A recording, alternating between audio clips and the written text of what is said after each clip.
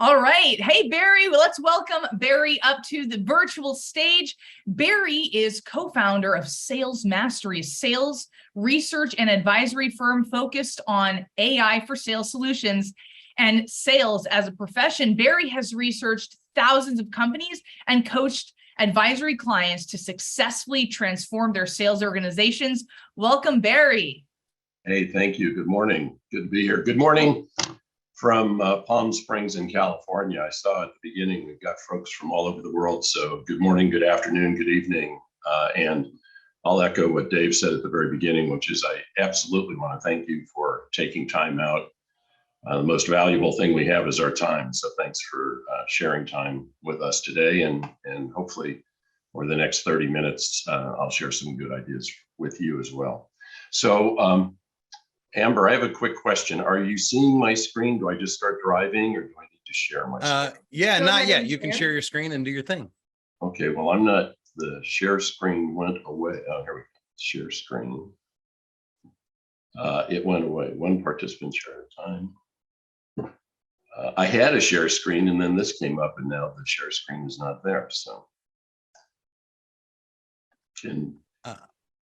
all right, I can drive it, or you should be able to see the share screen. It might have moved. You might look to minimize the menu or let me click on something. X this out and see. Okay, got it. Thanks. And we want this one. So let me know if this is working.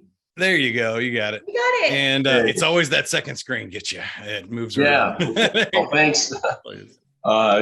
That may wreck my credibility, everybody's confidence in what I'm about to say. But in any event, excited to be here. What I want to present today in the next 30 minutes or so are the findings from our most recent sales performance scorecard study. We literally launched this right after the 4th of July. I think it was the 8th of July. We gathered data through July and August. We had 850 responses to our survey. And what I want to present today is a sneak peek of our SPS survey. The report, which is going to be somewhere between 45 plus pages, 45 and 50 pages, will be out next Thursday. Sandler was a sponsor of the study this year. We're very grateful for that. And because of that, they will be sharing a copy of the report when it's released next week with all of you that have registered for the summit today. So sneak peek, you'll get more details next week, but I want to jump into this right now and have some fun with it. We're big fans of Edward Deming. For those of you who don't know, he was the father of the quality movement back in the 70s. And we always love to start with his quote, which is, without data, you're just another person with an opinion. And clearly everyone is, entitled to their own opinion. But when it comes to making decisions, you'll hear more and more these days, data-driven cultures, data-driven decision-making. And what we're going to do is provide some data for you that's hot off the press, as they say. So to follow up Christy's presentation about economic uncertainty, the question that we have is, did somebody say recession? And she listed all the things, inflation, economic uncertainty, high interest rates. There's some debate right now. I guess you could say there are opinions right now about whether we're in a recession, going into a recession, going to have a soft landing, whatever. We're interested in saying, what can you do now? She mentioned positioning. Whenever there's change, the change in and of itself is neutral. How you're positioned relative to the change is what makes it good or bad. And what we want to do is follow up on Dave and Christy's comments with some specifics on how you might position yourself well for the coming year. So here's the data. Here are the first two data points from the 2022 Sales Performance Scorecard Survey. In terms of sellers meeting or beating quota, 61%, this is across 850 responses, 61% of reps met or exceeded their quota. That doesn't mean they achieved 61% of their quota. 61% of reps made or exceeded their number, and 91% of reps hit their revenue, and the average revenue attainment was 91%. So 61% of reps made it, and the firms overall, across all of them, their average attainment was 91%, which of course means many did much better than that, and some did not do as well.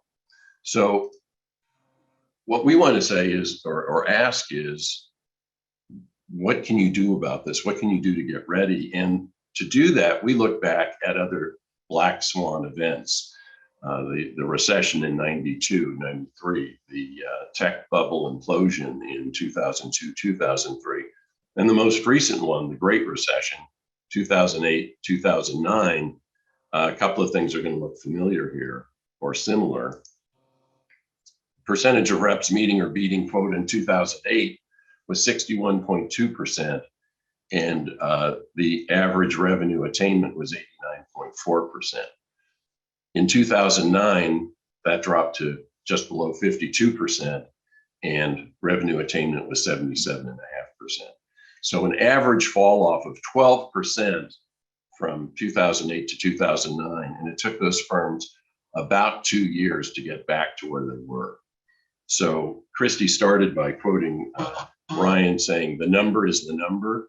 Well, the number is the number. And what we saw in 2008, 2009 is people fell off that number dramatically. So what can you do about it?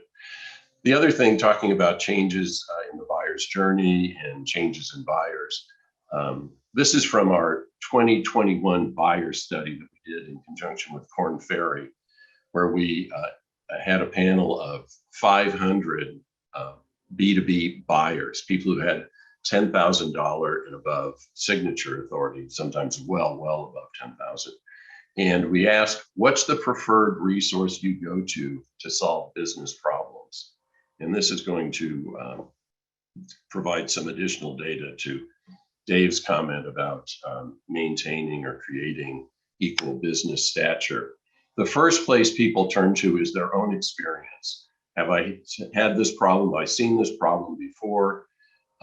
What did I learn from that? How did we address it? And with whom did we address it? So their past experience themselves and their past experience with the vendor that they used then and they may still be working with now. Number two, we're subject matter experts from industry or third parties. So SMEs, SMEs, whatever you want to call them, subject matter experts were number two. They were a close second.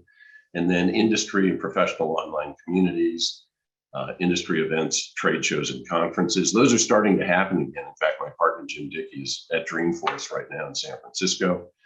Business or industry publications, peers and colleagues. Down here in seventh place, vendor websites. We did the same buyer survey in 2018. In 2018, vendor websites were in third place. In 2021, they dropped to seventh place. Then web searches, Dave talked about those. Ninth place, vendor salespeople. And then finally, local and national professional trade associations. The question we have is, and I'll just ask it in terms of what Dave was saying, in terms of maintaining or creating equal stature. This does not look like, I'll go ahead and use my pointer here. This does not look like equal stature. Our question is, can sellers start showing up more as subject matter experts rather than, as he said, spewing, talking about their products and services? Can we start talking about the industry, business problems, and so on? So this is a bit of a wake-up call. The other thing that we can say is, or has been said, is to sellers, buyers are just not that into you. Our question is that fact or myth? And we've got some data to support that as well. So this is from the 2022 SPS. Again, going to be released next week. You will have access, you will have a copy of this PowerPoint, but we expand on these charts and the commentary much more in the report, as you might imagine. The preferred point of engagement with the salesperson during the buying process, 21% said at the beginning, identifying and clarifying needs. Another 22% said identifying possible solutions. And then you'll see the later portion here, evaluating solutions, 20%, resolving outstanding questions and concerns.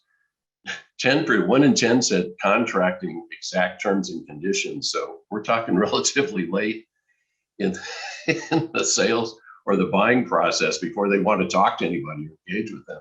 And some are already at implementation. 1 in 10 doesn't want to engage until after they bought something, which is hard to believe. But this is another wake-up call. You see here, this 43%, 21 and 22, 43% would like to engage early. 3 years ago, that was 56%. So the needles are pointing in the wrong direction, folks. So we asked these folks, is there anything that would make you want to involve sellers earlier? And in 2018, 9% of folks said, there's nothing you could do. We do not want to talk to sellers earlier, okay? Which meant 91% said, yeah, there was something. In 2022, 25% of buyers said, there's nothing you can do. So almost 3 times as many folks are saying, we don't want to talk to you. So when we say they're not that into you, they don't want to hear from you, we're not kidding. 25%, 1 in 4 said, there's nothing you can do. But of the 75% that remain that said, yes, there is something, the number one thing is if it's new to me. So the preferred way is to look at my own experience, my experience with a vendor. If I don't have any experience, then I'm interested in talking to vendors. That would get me to engage earlier. Number 2 is if this is risky, and that has 2 flavors. One is it risky to me personally, as in a career limiting decision, and or is it risky to my organization?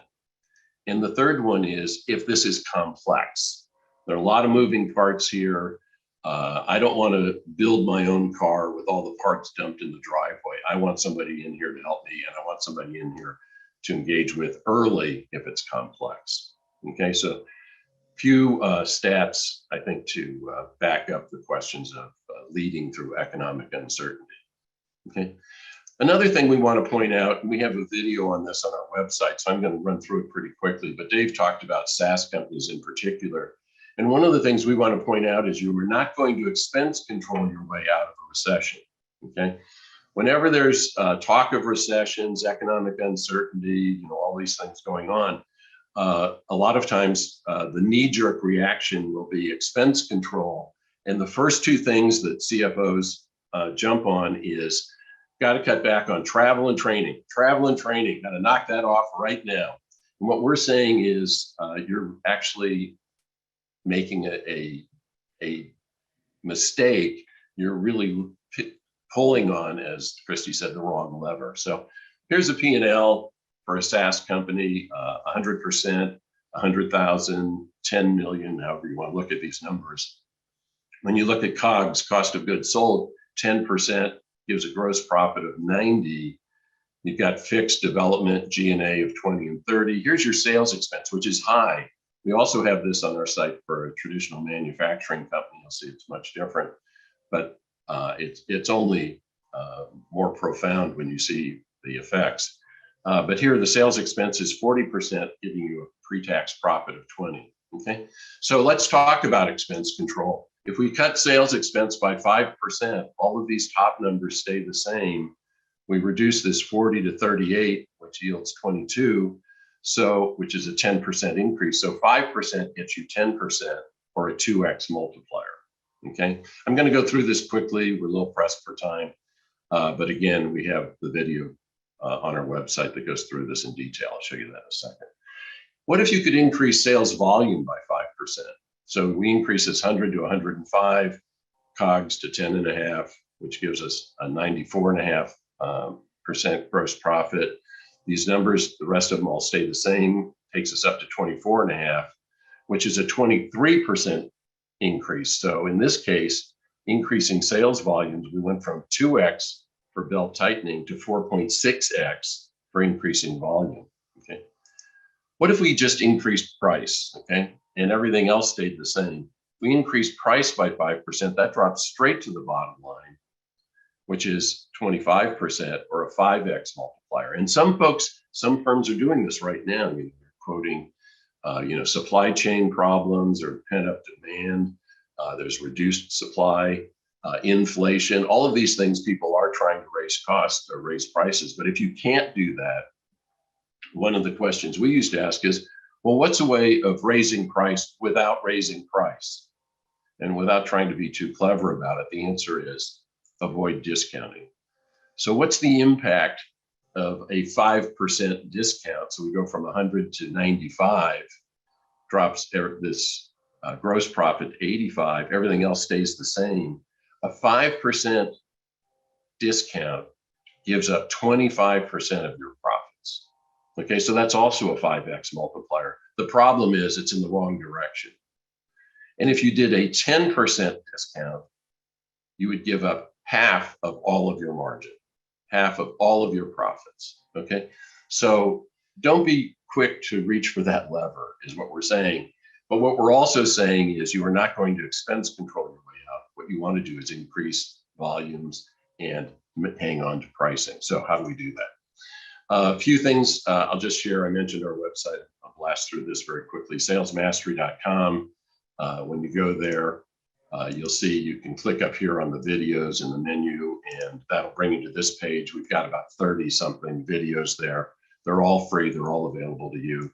And they fall into 5 categories: general stuff, sales math, which is where you'll find the video on the impact of discounting.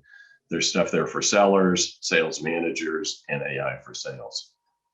By the way, while I'm talking about levers, and Christy mentioned pulling on levers as well, Archimedes had a famous quote, which was, if I had a lever long enough, and most people remember that quote as, I could move the world.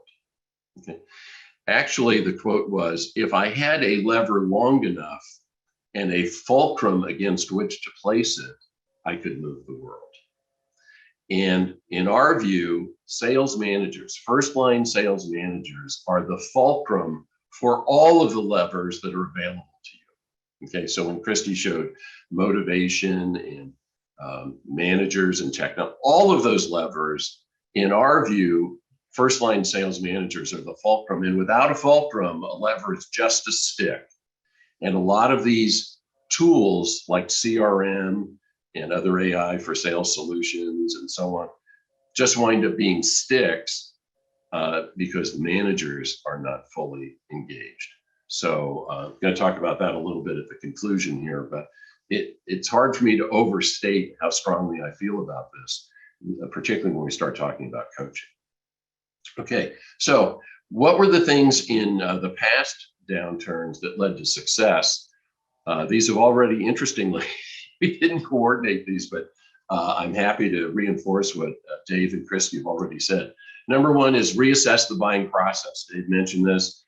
Things change in this environment. The buyer's journey is being adjusted. Number one, you want to find out what is the current buying journey and what is the current buying process, and then optimize your sales process to align with that. You can't keep running old scripts if you're in new territory. So be sure and take a look at that. And this last one, which we're going to spend time on, is enabling the existing sales team. A lot of folks think the way we're going to make the number is by beefing up the size of the team. Christy already talked about this. We can add some data to it. Right now, one of the questions we asked in the 2022 SPS is ramp up time for new reps. It's 8 months across all the industries, all the companies that responded, 8 months. So if you're looking for someone to add someone to the team that's going to help, make Q4 and give you a running start on 2023, then you should have hired them not later than the end of January, okay, which is a difficult thing to do now. If you did it then, great. This enablement and reinforcing skills will apply to them equally. But if you are thinking now you're going to be bringing people on board to help next year, they'll start contributing consistently on average the second half of next year. Okay, so just be aware of that. Okay, so what was the history lesson from last time? And it was fun to see Christy quoting CSO Insights, because that was Jim and my former company before we were acquired by Miller Hyman, and in turn they were acquired by Korn Ferry. And unfortunately, CSO Insights does not exist anymore today, but Sales Mastery does. So we're kind of back. What we introduced in 2007 was what we called the SRP matrix, the Sales Relationship Process Matrix, where we defined 5 levels of relationship and 4 levels of sales process. And we also had, based on the data, 3 levels of performance. The first, performance level 1, were folks down here in the lower left-hand corner, operating in a random way. There was no established sales process. People basically free to do their own thing. A lot of times what people will say in this area is, we hire good people and get out of their way. Okay, great. We think that's just benign neglect. But in any event, being random and being at lower levels of relationship doesn't mean in good times you're unsuccessful. It means you're unpredictable. But in uncertain times, it absolutely means you're unsuccessful. These people who continued to do what they were doing in 2009 got crushed, okay? But what we did see is if they moved up to level 2, which meant implemented more formal processes and started talking about things other than the products and services, started talking about business solutions, business problems, the customer's customer, and so on. If they were able to move up to performance level 2 in terms of their behaviors, their results were about even with where they were in 2008, the prior year. So they didn't have that 12% fall off. These guys got crushed. These guys basically were running in place. They weren't running the same way. They were maybe running harder. They were running smarter. They were running differently. But because of that, they essentially held fast or stayed in place. The folks that were at performance level 2, if they continued to do what they were doing, they got crushed. But if they moved up to performance level 3, more formal process, started implementing not just coaching, but collaboration, more technology, so on. They, again, held steady, basically running in place, not by doing the same, but by doing different. They were able to maintain their position and not get crushed. So are we in for a recession? I don't know. Will it be a hard or soft landing? I don't know. But what we can tell you is if you start moving in this direction and things go badly, you'll do better than doing more of what you've been doing. And number 2, if things don't go terribly wrong or aren't as bad as everyone's predicting, you're going to do much better. Okay. And the numbers all support that. Okay. So let's talk about coaching. Christy mentioned that. One of the things, and I think it's, like essential. One of the problems is most managers are doing what was done to them. We call it victims of victims. But in any event, let's talk about coaching and then we'll get back to how you can help them. We asked in this year's survey, this is from the SPS, the company's approach to sales coaching. Do they leave it up to each manager? 36% said they did. Do they have an informal coaching guidance? Another 32% there. So that's 2/3 right there, 68%. Formal coaching process, we expose them to it and we expect them to use it, and we reinforce that, 12.5%, basically 1 in 8. And formal coaching supported by technology, CRM, analytics, and other technology, 20%, basically 1 in 5. Okay. So does it make a difference? Well, we think it does. We looked at their results. For these first 2, ad hoc and informal, okay, when we look at their results, and these are results of forecast deals. So Christy she was quoting CSO Insights, 57% of deals don't close. That's actually, it's true. They don't close for you. Half of them might close for somebody else. So we break it down 3 ways: wins, competitive losses, and no decisions. Firms that operate in an ad hoc, informal way with their coaching, their win rate, and this is not pipeline, folks, this is forecast, all the way through the sales process to the point where we're forecasting it. The win rate was 47%. By the way, a win rate in the come out roll in craps on a pass line bet is 49.2%. So you're better off just rolling the dice. Competitive losses, 25%. But look at this third one, 28% no decisions. And these are exactly what Chris, these did not close for anybody. These deals just evaporated. And so I want to go back to something Dave was talking about in terms of knowing where you are and really qualifying. Pre-call planning and really talking about qualifying. That's not just at the beginning. We're saying you need to qualify throughout the sales process and throughout the buyer's journey. This 28% no decisions is enormously expensive. Number one, if you could reduce that, you're going to free up a lot of calories. And number two, you're going to create some other opportunities. The win rate for those who operated in the formal coaching process way, their win rate jumped up to 53. Losses, competitive losses only dropped down a point. No decisions, 23%. Look at the last one here. Formal with technology, the win rate jumped up to 60% and losses were split evenly between competitive losses and no decision. Look at the difference here between 20 and 28%. Not only does that free up a lot of calories, sales calories and selling cycles, but it also frees up space in your sales funnel for new real opportunities, real ones to get into the pipe. As long as you're dragging these along, they're consuming resources and they're also taking up space, okay? So this is, I think this is the money slide of this presentation, is coaching. Do your managers know how to coach? Have they been coached? I'll tell you when the room gets real quiet when we ask, who's coaching the coach? And that's not just the first line sales managers. Who's the coach for the directors? Who's the coach for the regional VPs? Who's the coach for the VP or the CRO or the CSO? Who's coaching them? And if the answer is, I'm good. I'm a big kid. I don't have to eat my veggies. Then the integrity of the whole thing goes out the window. Okay. So when we look at sales training, this is another thing that we looked at, assessing sales training programs. We looked at product training, sales methodology and process training, competitive differentiation, big deal. A lot of folks want to emphasize that. Customer buy cycle, heard some talk about that already today. Return on investment and purchase justification training. One of the things during recessions, CFOs become CFNOs.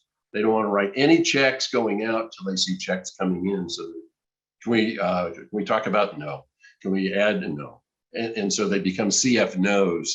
A lot of folks are putting emphasis here right now. And finally, sales technology usage. And what these different colors, the black section is the training is unacceptable. The dark gray needs improvement. Light gray is adequate. And then we combined above average and excellent in here. You can see 20% of firms say that their product training is above average, exceeds expectations or excellent. Sales methodology process training 15, competitive 20, customer buy cycle 25, ROI 19. The two lowest are sales methodology and process training and sales technology usage training. Those are the two lowest.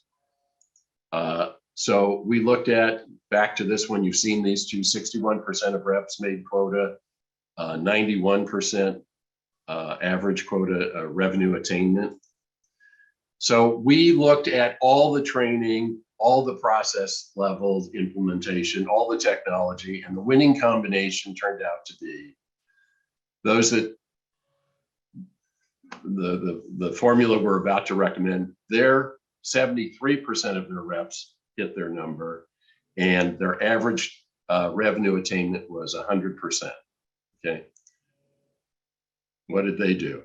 You remember this slide, how you move up? Okay, number one, they had rigorous process. So all these folks were level 3 process, and you'll see these defined in the report next week when it's sent out to you. You'll see the definition. They were all level 3 or above. They had consistent ongoing coaching. Talk about what that means. But specifically, you saw the money slide, what it means for managers to be coaching. They were in the exceeds or excellent ranking for sales methodology and process training, ditto sales technology and usage training. So the two that were the very lowest are the ones that provided the very highest results, okay, which I think is worth knowing about, okay? And it's so awesome, Barry. Yeah, and I appreciate you sharing that with us because that's huge. I think obviously you can tell why we had you on there because I think Sandler covers at least 3 out of those 4 buckets. But awesome to partner with you on the research, and we're excited to share that info out next week. So everybody on the line today, make sure you check your email next week. We're going to be sending that report out. We also have some other cool stuff, a Selling Power magazine featuring Sandler content, other cool things coming out with the recordings. We don't share the PowerPoints of all of our stuff today, but that recording is up on YouTube right now when we're broadcasting live. So if you need to go back and catch a screenshot or anything. Final thoughts, Barry? I have 2 final thoughts. One of the questions we asked you in leveraging technology is your CRM system a system of engagement or a system of record? And most of them said a system of record. I forget the exact number right now, which means it's a checkbox. Yeah, everything's accurate. There's some 30 of the 6,000 words made it into the system. Those that use it as a system of engagement, of content management, of exchange, and so on, much better. And so here's my final tip in the closing seconds is do not let your reps or managers give their reports in using Excel or PowerPoint. Make them use the system to show how they're managing their business, their pipeline, their process. And that's how you know they actually know how to use it. And I'm going to stress the training for technology usage. Since you went ahead and bought it, why not teach them how to use it? Here's our contact. There you go. I think you're playing yourself off with music there, Barry. But reach out to Barry. The email's there. Go to salesmastery.com.